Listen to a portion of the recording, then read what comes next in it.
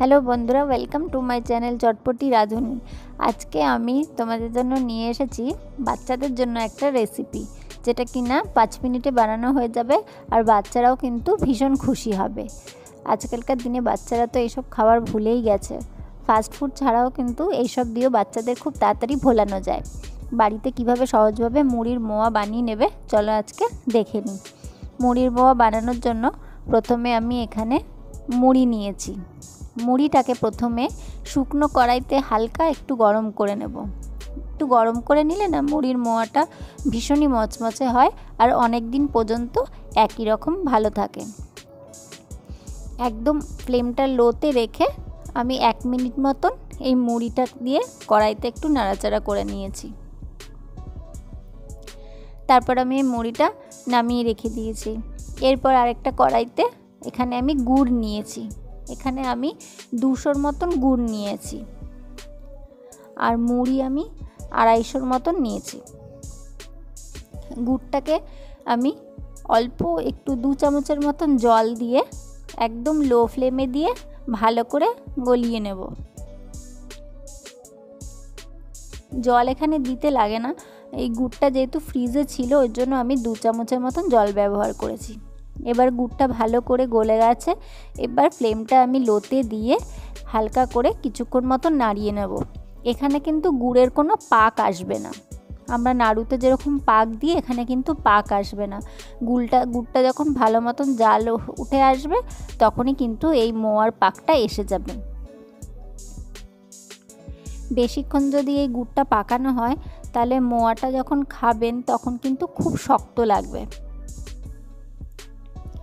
মোটামুটি গুড় গরম হয়ে যাওয়ার পর 1 মিনিট মতন রাখলেই হয়ে যাবে।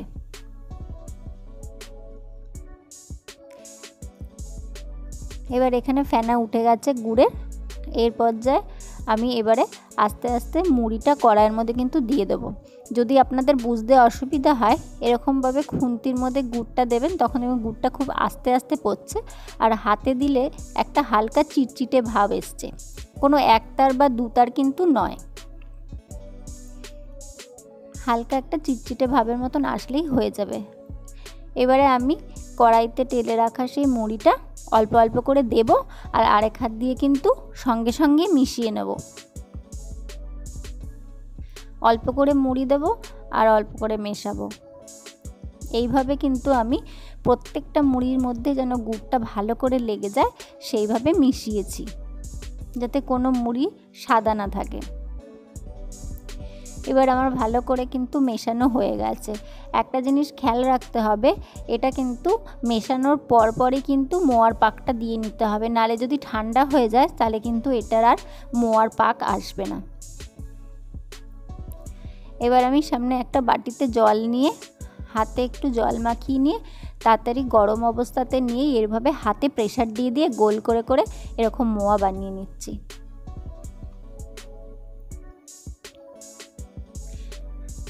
হাতে কিন্তু খুব গরম লাগবে, সেই জন্য পাশে একটু জল নিয়ে নেবে।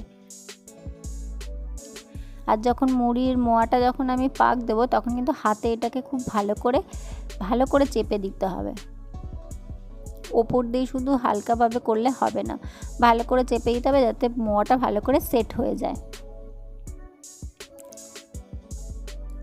এইভাবে কিন্তু আমি তাড়াতাড়ি করে প্রত্যেক কটা মোয়া কিন্তু বানিয়ে নেব। ঠান্ডা হয়ে গেলেই ওই মুড়িটা কিন্তু আটকে যাবে, ওটা কিন্তু আর পাকানো যাবে না।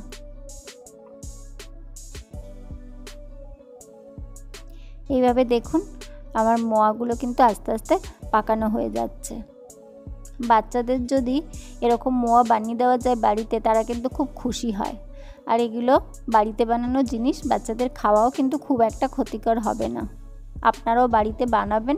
যদি রেসিপিটা ভালো লাগে ভিডিওটাতে একটা লাইক দিয়ে সাবস্ক্রাইব করে পাশে থাকবেন।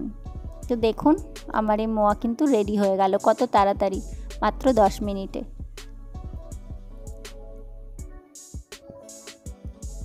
এইভাবে মুড়িটা যদি হালকা গরম করে নিয়ে যদি আমরা মোয়াটা বানাই তাহলে কিন্তু অনেক দিন পর্যন্তই ঠিক এরকমই ক্রিস্পি থাকবে।